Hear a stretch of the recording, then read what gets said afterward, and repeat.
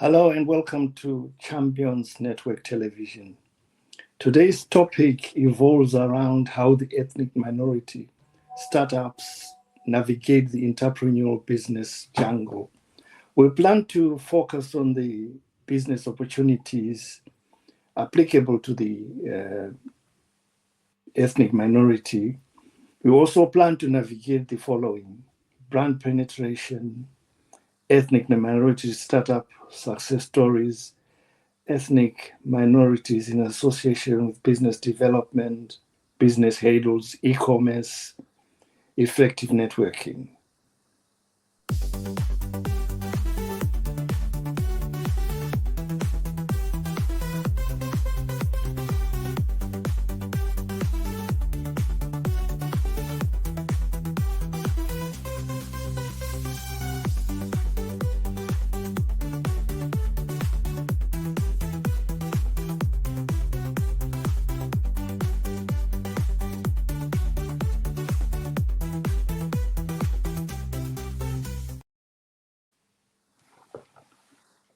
Hi, ladies and gentlemen.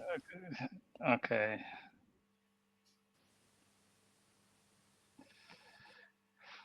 Hi, viewers. Welcome back to Champions Network TV. Today's topic is how the ethnic minority navigate the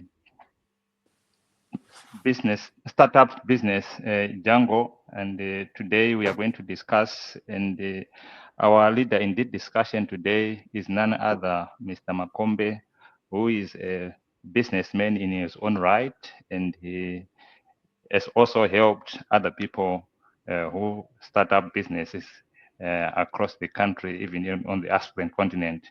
Welcome, Mr. Makombe. Welcome, thank you. Right, today the objective is to explore the entrepreneurial business jungle. How do we navigate this jungle as a member of the ethnic minority community?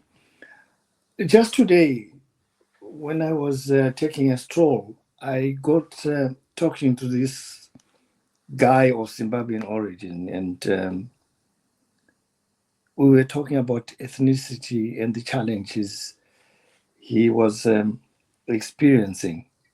I invited him to define what ethnicity is about, and he came up with a very interesting response. He said ethnicity is something that is black and non-white. That was his interesting topic. That was his interesting response to what ethnicity is. And he went on to say that structural presentation he highlighted comes with a lot of deficits: discrimination, inability to liaise with significant people, poor networking, and so on and so on. Now we are saying, we've got an influx of people of African origin or ethnic minority who are going into business. So how do we coordinate and navigate the way forward with these people? This is what we want to talk about today. You've all gone quiet, isn't it? Thank you very much. Shumba,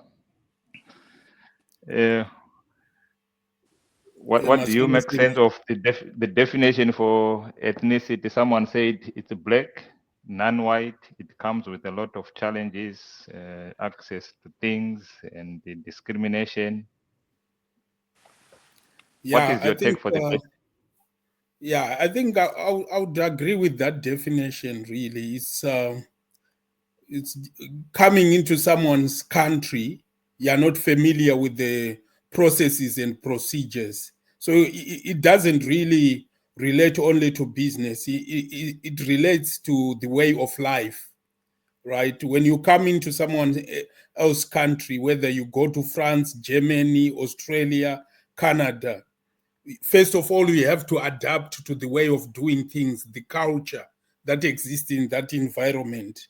And then if you want to engage in business, there's a certain way, there are certain pathways that you're supposed to follow. So I think when we talk of ethnicity or ethnic minorities in the context of business, I think it's knowing the business culture and knowing how to navigate yourself in order to set up a business and run it successfully. So that would be my answer to sort of ethnicity in business. Right. At what point do we facilitate a pathway to engage other communities when it comes to business? Because a lot of people come to countries like this as employees. You don't start up as a business entity. Yes, there are a few, but I mean, sizable number of people who have done that. But if you're coming from or operating from scratch, how do you facilitate that? Where are we getting it right and where are we getting it wrong? Are we ready for this kind of challenge, or we just bulldoze into it and then we make mistakes as we go? For instance, the Asian community has got an effective networking structure which we do not have. Could it be a good role model for them to facilitate the way they do business or entrepreneurial structures? Where are we getting it wrong, or where are we getting it right? Yeah, I could say in terms of networking, what I found with other minorities, I'll take an example of it's not even only the Asians. I could say Asians with of Muslim background. What you find is their mosques are more than just for worshiping. They are for business networking. And so when they meet at those mosques, yes, they will pray, but after prayer, they are networking as well. So what you will find is they coordinate in whatever they do.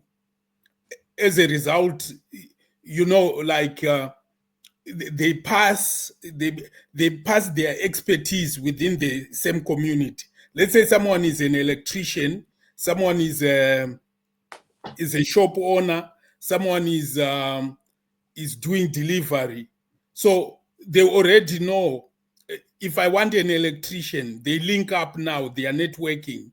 If I want an electrician, I'll phone so and so.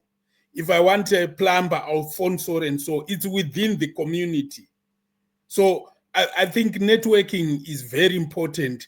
And I see that most of the time in our African diaspora, I think there's a missing link. Yes, there are networks within there, but I think they are not as strong enough as in other communities. If you look at Indians as well, they've got these gurdwaras where they meet, right? And then you've got the Sikhs. They've got also these temples where they meet. And these are more than just meeting places. Yes, in our African way, we've got churches, but sometimes you see the churches, they just stick to the church business, and then they don't deviate to be a networking place for business. So are we then saying that I mean we need a renewal of mindset? Because I mean a lot of our people subscribe to churches big time, and the membership is very healthy. But what happens post the membership is the missing link, I think. Because I mean, at the end of the day, if we don't know what to do with the numbers, then we come back to the significant talk that we cannot count? Are we saying we are unable to count and facilitate something out of the numbers we have? Are we now saying that we don't understand crowdfunding? Or do we have that kind of communication with significant others out there in the churches? Because, I mean, people of African origin are very easy to convince to attend a church service. And I'm pretty sure you'll agree with me. But at the end of the day, what happens post the church service? Do we network or we just go home? Yeah, I think I just want to add to what Shumba and what you are also saying yourself. I had this scenario where I was assessing this man who needed support. So I needed to go and see where he lives. So they gave me the number of who was supposed to be the landlord. Then apparently I had to meet this man at this. It's not it's at a mosque. So after talking about, so I then wanted to know how he manages his houses. Apparently, the mosque, they acquire properties as a congregation of the mosques. They buy properties, and they then rent these properties to their members. And so that it's a double. They already have got a captive market for their tenants, and they are buying the properties with the funds for the mosque. So it's a chain of things happening within the same community with value addition, which to some extent we don't find within the African communities. To say they don't say maybe to start with buying one house as a church, and the church members who are renting from private landlords can come and rent in those properties, and before you know it, you have got two. Before you know are it, are we socialized in that format? Are we geared and ready to give another black person some business? That seems to be an issue. I don't think it's an issue. I think the issue is just education, because I always believe that education is cumulative, right? Yeah. So if you miss that kind of education growing up, like I don't think personally I've had that kind of education growing up in Zimbabwe. But if you look at, let's take, for example, the churches that came through colonialism in Zimbabwe, whether it's Catholic, Seventh-day Adventist, Methodist, who were some of them became the biggest providers of private schooling in Zimbabwe. Yeah. They became the biggest providers of healthcare. Right. Right. So what's actually happening is because all the money of the congregation is being collected to buy, like Misha said, they go buy properties. And if you look, even the Anglican Church in Harare, you'll be surprised how much properties they own within Harare. But for us, as soon as we start these churches, I think most of the churches we have, they are sort of, there's one individual running that church. So all the wealth that we are talking about, it accrues to one individual. So that's where the problem. Mindset regeneration then. Yeah. Mindset regeneration is what we are talking about now. Yeah. Mindset regeneration, to say when we go to church, we need to be part and parcel of whatever that church is doing, the business part of that church. Let's not just be congregants within that church. Like Misha said, the mosques, they buy houses. The congregants, they rent those houses from, and there's a certain aspect, even though they don't at the end of the day maybe benefit financially, it's also benefiting their community, because sometimes those rents are subsidized. So which means me as a renter, I'm left with some disposable income, and that makes me better off. So we don't always think about it in terms of maybe I'll gain financially, but also that the mosque will rent it out to me at an affordable rate, and then I have disposable income, and most of my disposable income I'm also spending it within the same community, you know. The I'm Jewish going to model. the shops, I'm bringing in an electrician from my community. So this is what we see, that within our African diaspora, most of the times these are the missing links. Right. Yeah. Interesting And suggestion.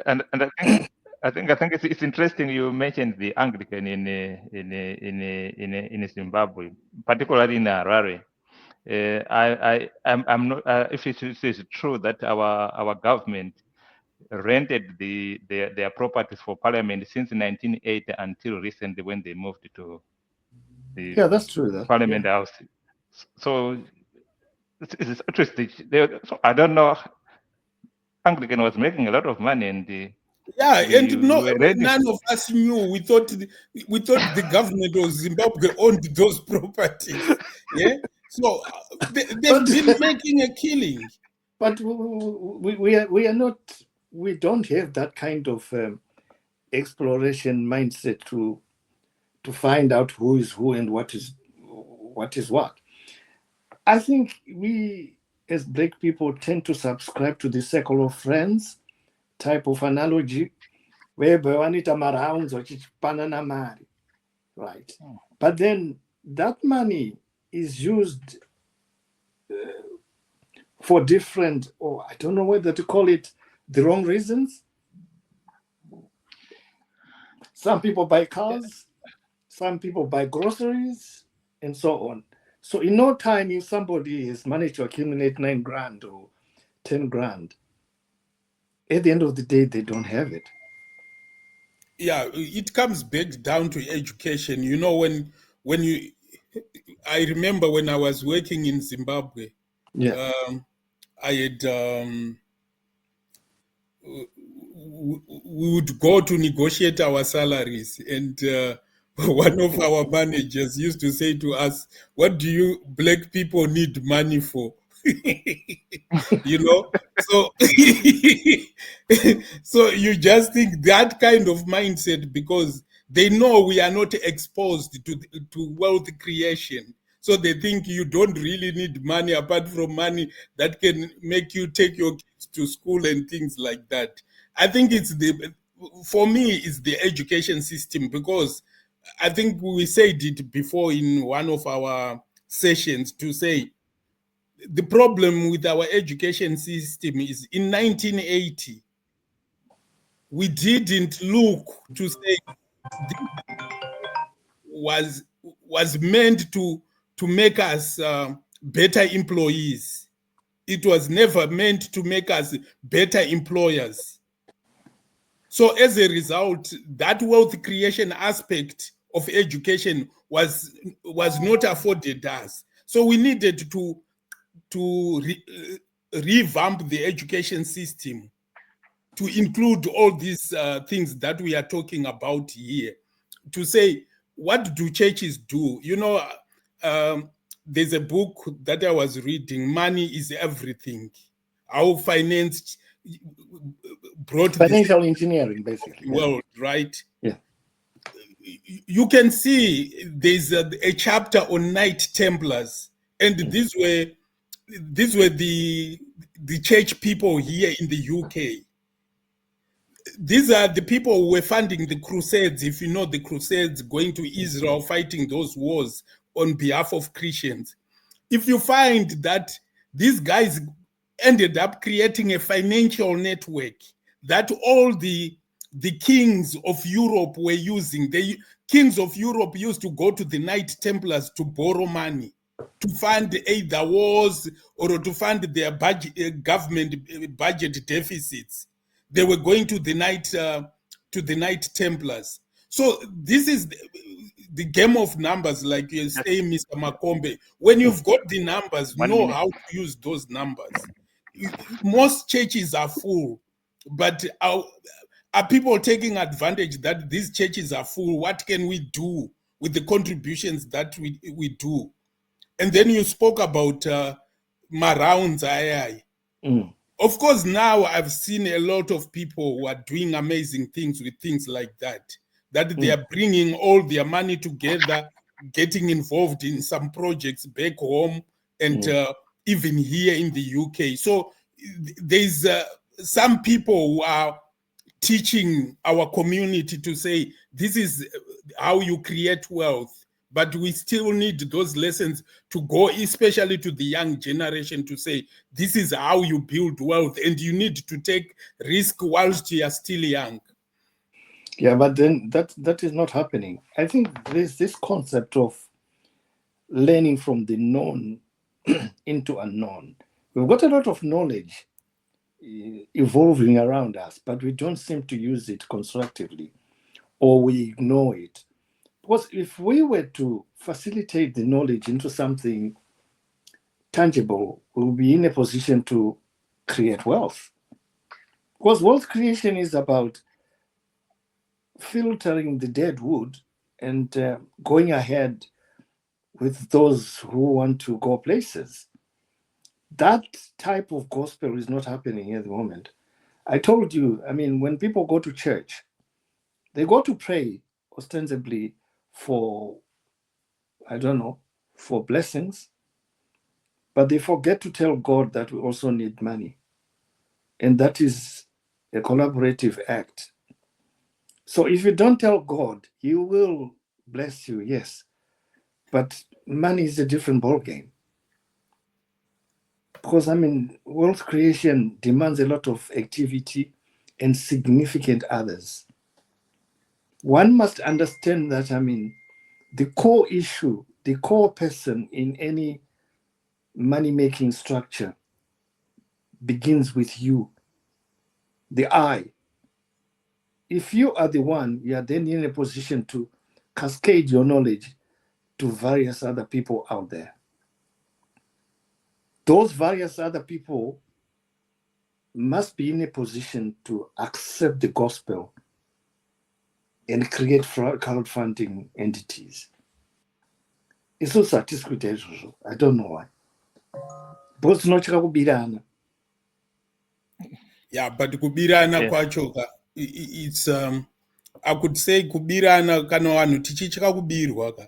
It's like admitting we lack organization to put structures in place. Because kubirana zvatisina. We don't even have it as kubirana. You'll find somebody has got £2,000 in their pocket and they hold on to it until inflation claims all of it. Yeah, so you know, when there are processes, apana kuba kwacho kunonetsa. So I think it's a matter of creating processes so that if someone can easily steal, which means there are no processes at all.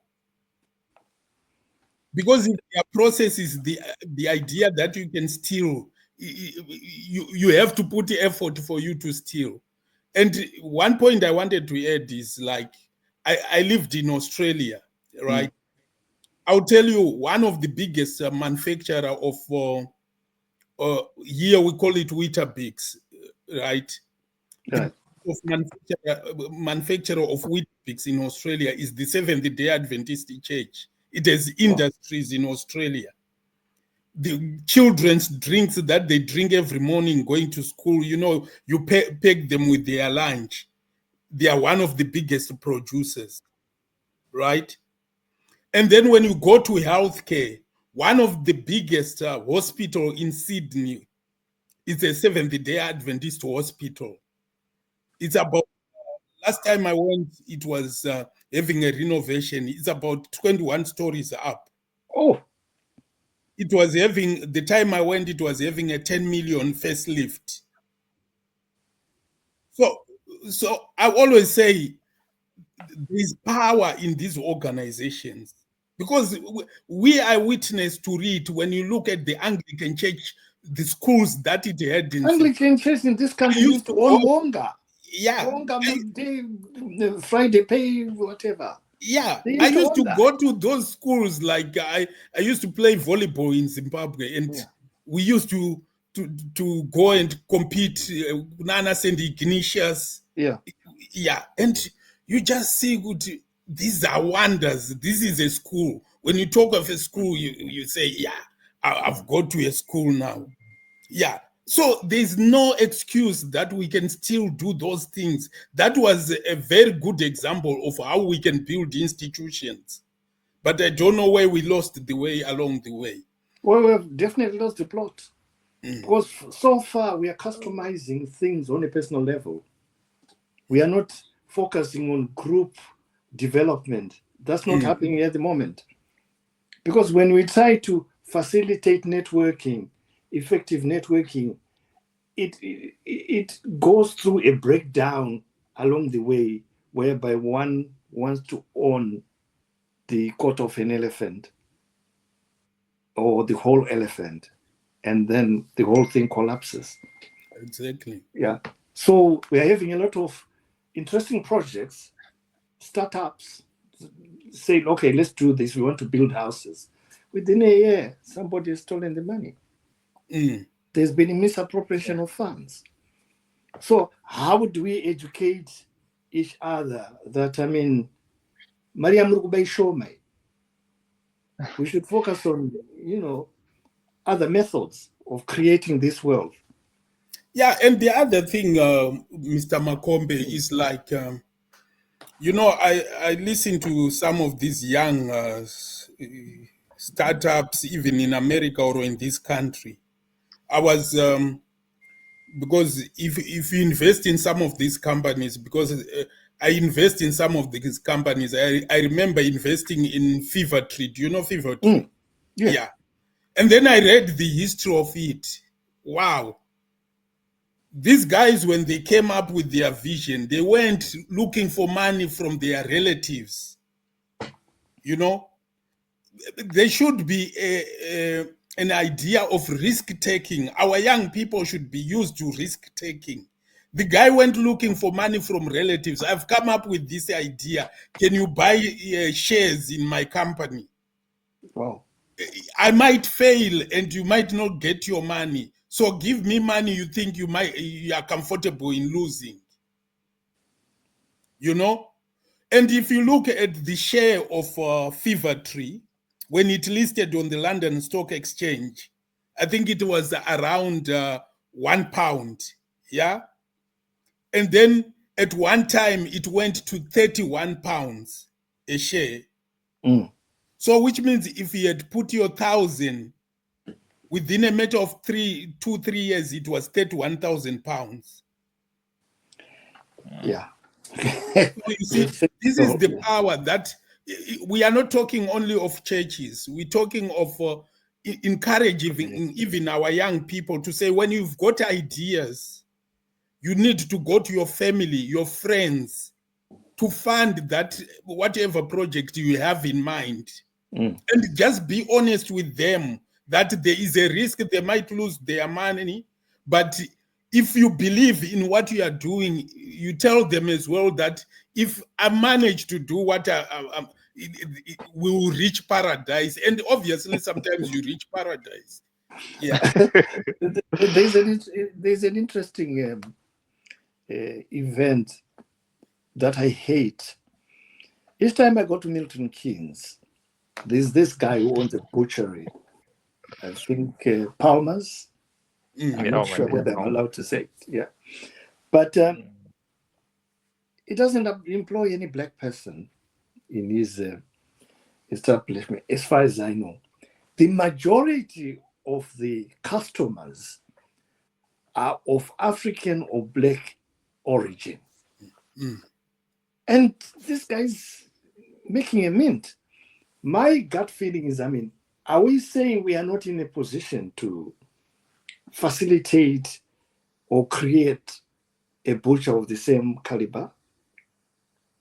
Are we just simply resigned to buying or giving this guy money until infinity? This was quite a... But it's not only up there, even here in Manchester, near Manchester, we've got Bradford where people go. It's South Africans who are running that. Yeah. Right? Are we saying and then we all even leave our fellow countrymen's butcheries rushing. It's even more expensive than our fellow. The Polish came to this country. Now they have got supermarkets of their own, serving their own foodstuff. The Chinese have done the same. We South Africans have come and created South African shops. We haven't done that. Where is the Asda? Where is the Zimbabwean Asda? Where is it? And even where I live, a minute walk from my place. It's not even 2 years ago. The guy is a Polish. He started just a small shop, and now he has got it's full with the vegetables at the front, and there's a butcher at the back. Yeah. Both, I was into the vegetable business. Of course. Yes. Right. I used to come to New Spitalfields in London. Yeah. I've been to Birmingham, the Birmingham vegetable market. Of course, Manchester is my back door. Yeah. Right. I'll tell you one thing that will disturb you when you go all these markets. I would say 75% of the vegetables, some of the are coming from Africa. Oh yeah. Yeah. But look at all those stores. You don't see an African operating a stall in those places. No. So I was speaking to one Indian guy in Spitalfields in London. He said to me, I was seeing these boxes, produce of Uganda, produce of Uganda, produce of Uganda. I said, what sort of a country doesn't stop exporting? Yeah. Because at least me, I'm from India. I know that sometimes things are seasonal. There's no mango throughout the year. But when you talk of Uganda, it seems like there's no season. There's no season, absolutely. I said, do they have greenhouse or what's going on there? I said, no, I'm going to fly there. Wow. The guy went there. He said, what I saw was amazing. I can't believe there's such a country, So what did he do? He bought his first farm in Uganda. Ah, right. Yeah. So now, most of his colleagues there at Smithfields, when they order, they are ordering from him. And he still maintains his stall there, but most of the goods now are coming direct from Uganda. It's him. Now he was telling me, I've bought my second farm now in Uganda. But are we saying we can do this? Exactly. We can do it. Yeah, but we are not doing it.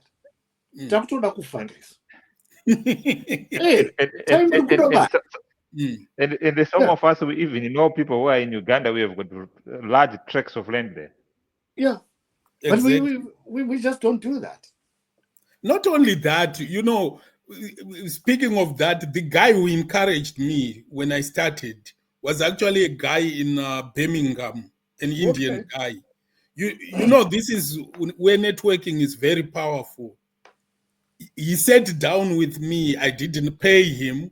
And he said to me, young man, if you want to do this business, I'll tell you what to do. I've been in this business. I used to come to Zimbabwe so often. You don't know what sort of country you've got, because the produce that comes from that country, the quality is next to none.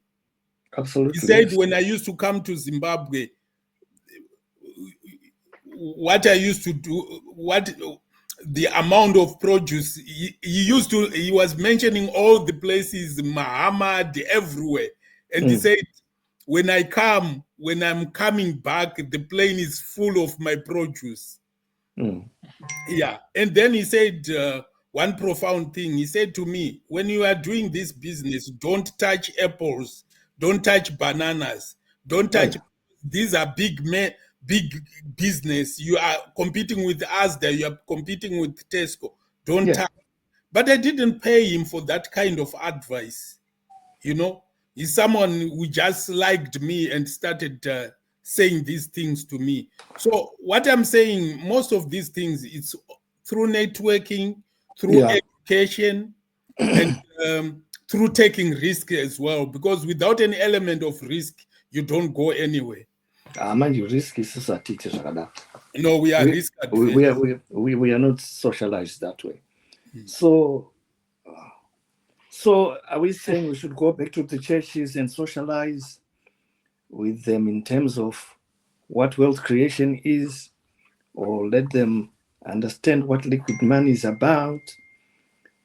Because something has to give. Because kufuma kunoda wamwanu, we don't seem to understand that. I think it's all about education. As long, I think even in churches, that kind of education needs to start if it was not there. And that, when we talk of that education, it's not only about business when we talk about that. I've always said, Guti, one other thing that lacks in the African diaspora is even our politics is not heard. Yeah. Yeah, you see what the Jews here or the Muslims here, the all the governments, all the political parties knows that there is a section of the Muslims. Yeah. And when the elections are about, they have to say certain things in order to lose those kind of voters. Yeah. You go to the Jews as well, you have to say certain things that align with the There's interest certain of the brand Jews. language which Yeah, they yeah. implement. But we as Africans, we haven't got one voice that represents us to say these are our requirements. As a result, we are just ordinary voters. No, it's called customized death.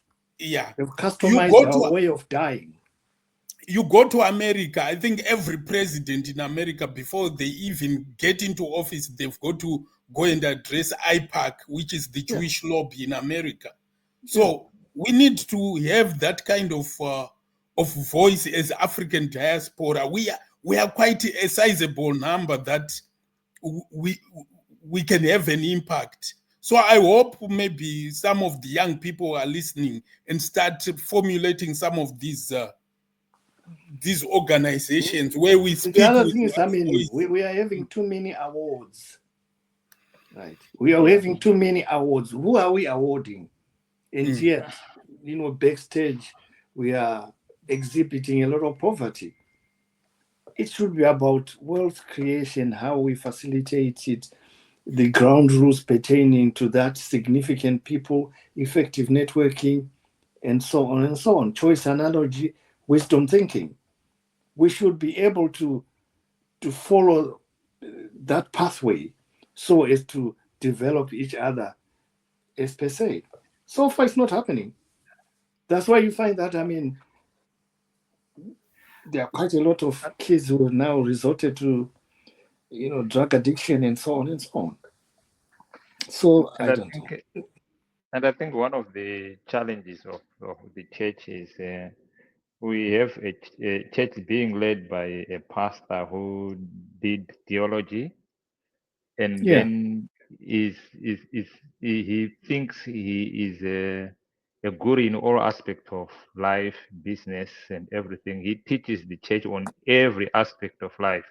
There is no specialization to say we have got a platform for Mr. Makombe, who is a business entrepreneur who teaches our church members how to do business, and we have got a health practitioner who can teach our church members how to stay healthy, all different aspects. The only church that I've come across of African origin that seem to do that, especially on the business front, is which one? Ashmolo's one. Yeah. I But think then, if you look at the Ashmalos one, I mean, it's a corporate entity itself, in itself. I'm no longer big on a blazwire. I'm telling you. Yeah, Yeah, they do. this is what I'm saying. The structure of most of those churches, you find that most of that wealth it accrues to One the person. founder. Yeah. Yeah.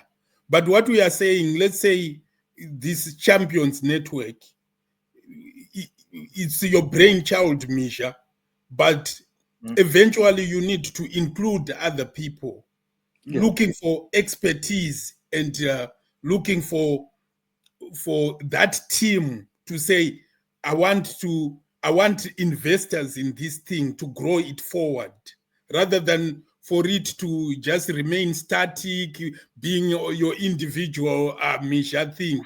This thing should go global. And Yeah. me and Makombe will say, we once spoke when when Misha founded. Misha invited us. Yeah? We just say, Misha invited us at some point. Yeah, Misha We invited had a us very when good he talk. started his thing. Yeah, yeah, but I think this is the thing that people will say, oh, so and so owns that, right? Elon Musk owns Tesla. It's just a figure of speech. Behind Yeah. Tesla, there are a lot There are a of lot of people. investors. Yeah. Yeah, there are plenty of investors. So, Misha, you need to start looking for investors behind the scenes. You are the face of champions, but there should be investors who are funding your dream. You Yeah. know, yeah.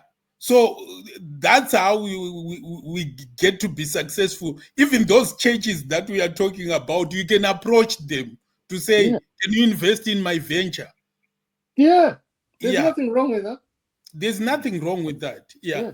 So these are the ideas of how we can move forward as a community and as a society. Because if you don't ask, you don't get. Yeah, That's the thing. exactly. Yeah. Nothing ventured, nothing gained. yeah, quite point taken loud and clear, and it's interesting. It's getting more interesting as we go along. Now, I just wanted to comment on when we spoke about ethnic minority. It also depends with the context. Obviously, in this case, we are talking about the context of the United Kingdom. In our countries, the ethnic minority seems to be the ones running the show. How is it like that? Like we were talking about the people who came to Africa, colonized us, and they ran the system. But we came this side, we didn't do the same. I think there's this urge to be employed because an average person is looking for a job, but very few are going into entrepreneurship because of hardship. The majority of them are simply saying, you know what, I want a job. And I meet a lot of people like that. Can you get me a job? But nobody ever comes and say, look, can you invest in this? Like Shumba was saying, say, boss, can you, put £2,000 in this venture. I need to do A, B, C, D. Very few people do that. Most of them want a job. And when you try and say, look, okay, you can buy a franchise of me and do A, B, C. No, that is too long. That's why I keep saying the biggest tragedy we are facing is death. Tikufa manje chisiya zvakadai. Ai kaka. And we hope I'm moving. Hey, you see. Hey, I hope I'm living manje, but the way things are going, yes, seem to be flying past. Oh, but yeah. No, I agree with you, Kuti. like I said, in my emphasis is on education, unless we change our education system, because it was designed that way from the start. And we never reverted to an education system. Remember, when we were colonized, most businesses were being run by one particular section of the community. Mm. Yeah. And of course, we had black entrepreneurs, but breaking through was so difficult because it was not in that mindset of saying the education prepares you for that. And then the second one. On hindsight, education is rehearsed knowledge. It's not designed to make you a genius. Yeah. And then the next one you are talking about is the emphasis on looking for work. Yeah. And the reason why, people end up looking for work, like you are saying, they are grounded in poverty. Then entrepreneurship is even more riskier for them. Maybe the little money they get, for them to think, oh, I'll start a business. But poverty is next to death, Shumba. Yeah, exactly. But we don't think that when way. Poverty sets in, the next thing is death. Yeah. But we grew up with a mindset that even me, I would say I was not so much business minded until I came to the UK, because all I grew up is you go to school, you get a very good job. And you have, to be honest, in Africa, if you've got a good job, the pay is very good. And you don't think, oh, I want to risk starting some venture. No. We need so mindset imagine regeneration. you start working, you've got a company house, a company car, you think, no, I'll leave this to Mr. Makombe and Misha. And then when you ask me, I'm a manager at so and so. So that manager, Yeah.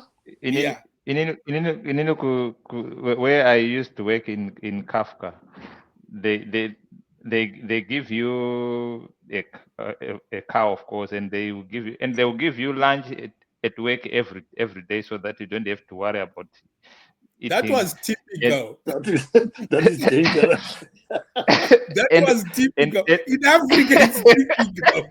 Africans and cars don't need. The first time I came here and I was going to this job, and at the interview, I kept on asking, what do we do for lunch? And I couldn't. Then they told me, oh, you bring your your lunch box. There's a microwave. What do we do for lunch? What do you want to do? That's true. What was in your mind? What you do for lunch? Then he talked about this lunch box and the microwave. It didn't make sense. Yeah, it didn't make any sense. Yeah.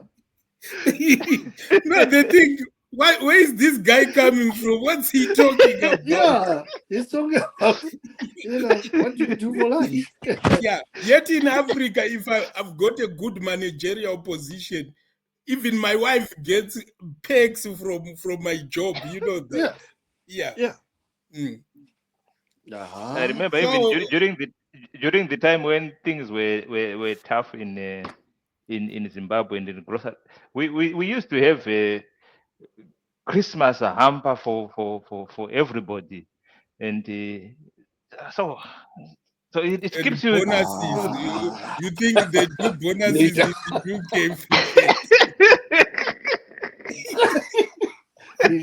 Misha should change. The guy is too money is in bereavement. I don't know who came up with that idea. What was going on?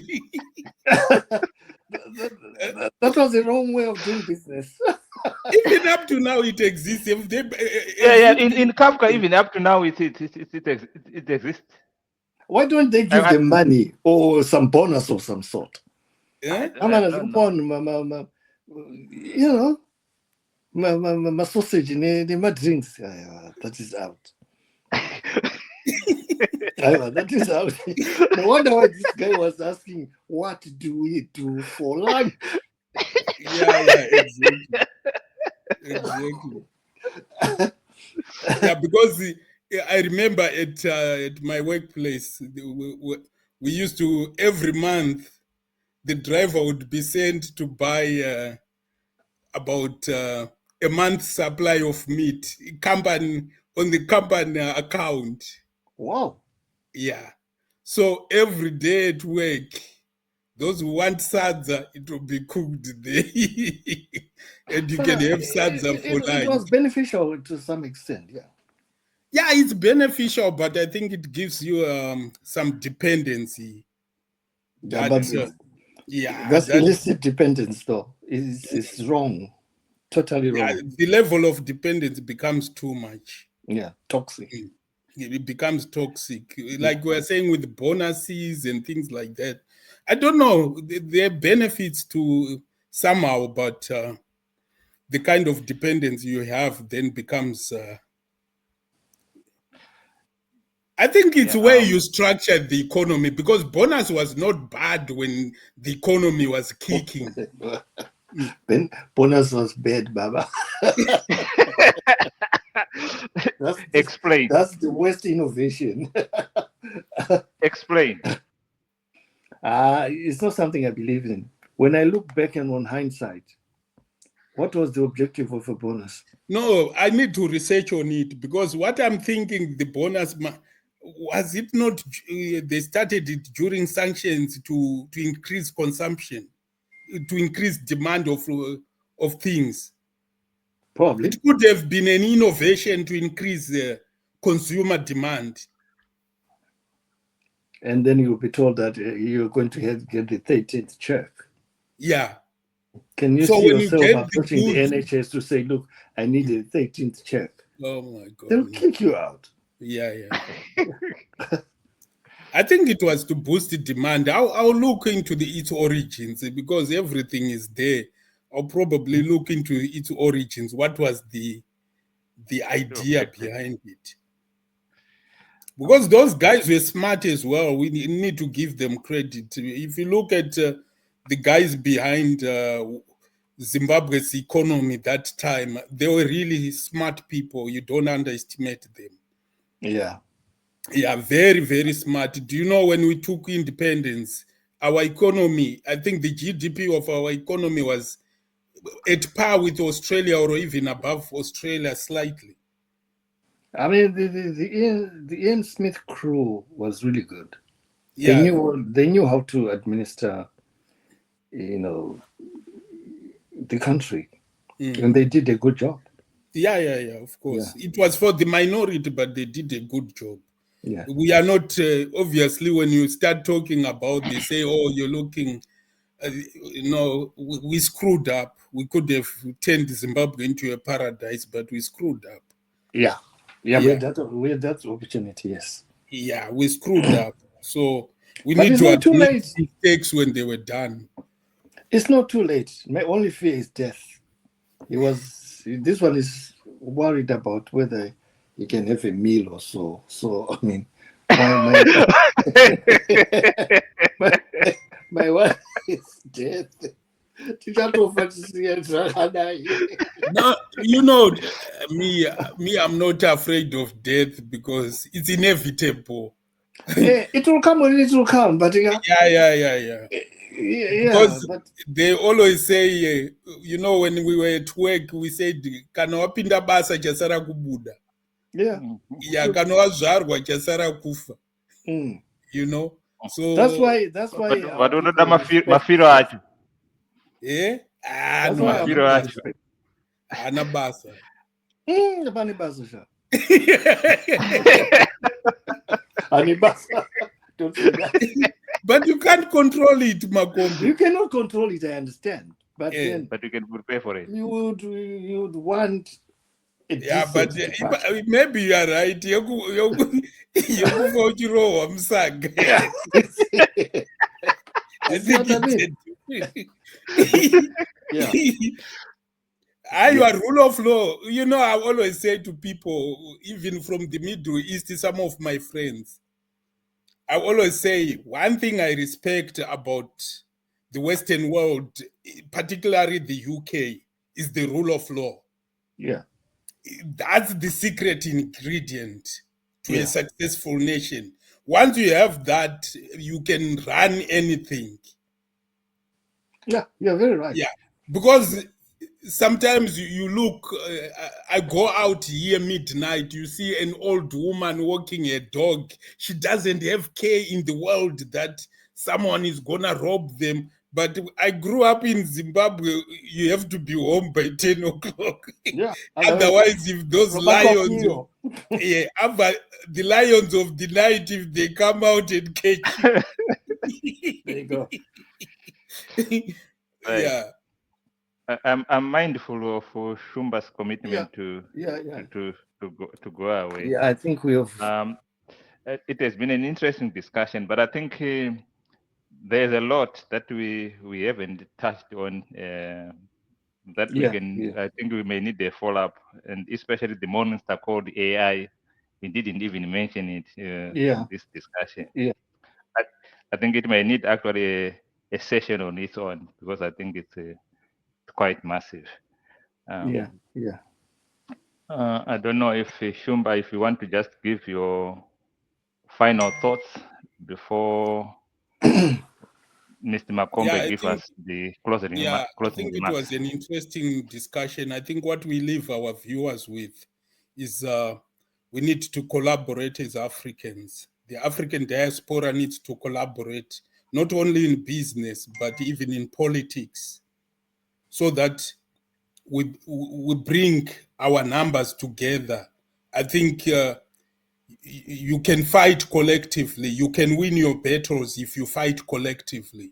So we need to be counted when it comes to networking. We need to network more.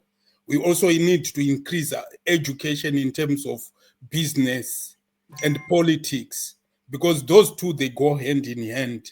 So those are the things that we need to really push, and we need to constantly encouraging our young people to take risks whilst they are young.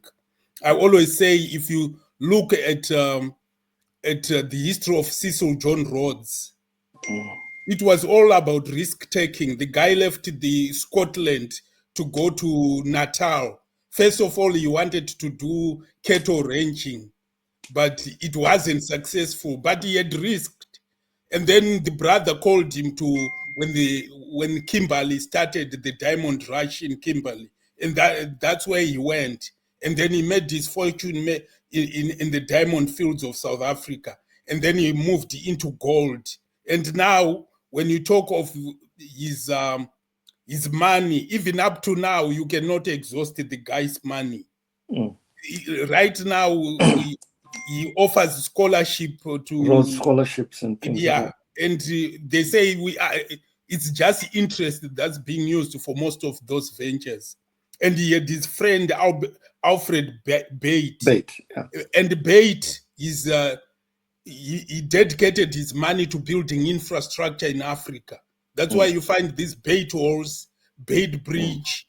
Yeah, in Zimbabwe we've got 2 Bate bridges unbeknown to people. We have got the Bate Bridge, Zimbabwe, South Africa, and then we've got Bate Bridge, Zambia, Zimbabwe. The one we call Chirundu. It's actually a Bate Bridge. And then we've got Bate walls all around the country in Zimbabwe and in South Africa. So these guys, they came to South Africa. It was a risk they were taking. It didn't mean they were going to be successful, but they ended up being very successful. So we need to teach our young people that sometimes they need to take risks. Like I said, Misha, in our previous chat, I was talking to my brother's son, and I said, there are young people, white people, who are leaving UK to go and stay in Zimbabwe. Some are in their 20s. Why are they going there? It's because they always take risks. So let's encourage our people, our young people, to travel and take risks. There are a lot of opportunities around the world, and especially in Africa, our young people doesn't need to be just static to say, oh, I'm from Zimbabwe. You always go to Zimbabwe, travel across the continent and see what's happening and take advantage of the opportunities that are available. I think that's what I can say for tonight. Okay. Thank you very much. Thank you very much. I'm going to keep it short and sweet. Mine is going to be in the form of a bullet point. I'm going to talk about the I concept briefly. Everything begins with I, right? And then it develops into significant others. If you don't get it right from the I level, then it becomes difficult to market that kind of package to other people. We should focus on risk management. What constitutes risk? Is it worth it? And so on. We should have that level of self interrogation to ensure that, one is in a position to understand a way forward. We should learn the concept of what we know into the issues we do not know. The fact that we know a lot of things, there's a lot of knowledge around and abundant, but are we in a position to go and venture out into knowledge we don't know about? So the concept of known into the unknown is something we need to invest in.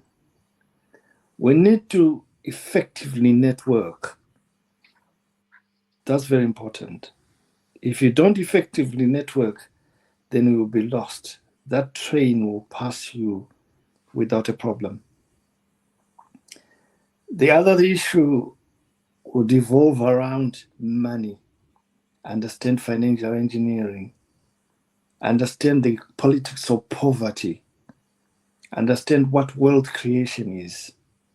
Understand generational wealth.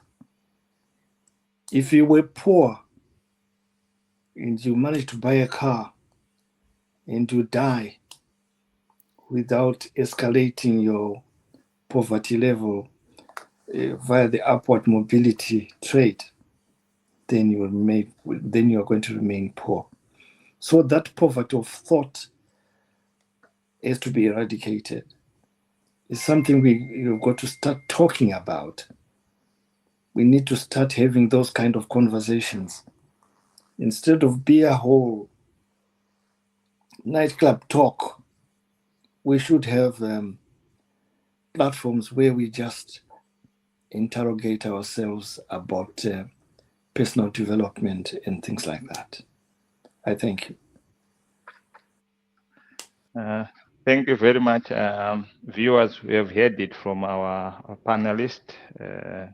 And I think one thing that we can take away is let's have platforms that interrogate issues that takes us to the next level, effective networking, wealth creation,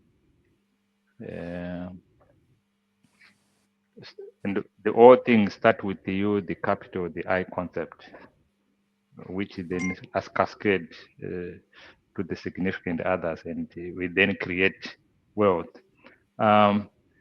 Stay tuned on this platform. We will be interrogating this concept more in detail one by one. So I can't thank you enough, Mr. Makombe and Shumba, for expounding on these issues. Good night to our viewers. Thank you. Thank you. Thank you.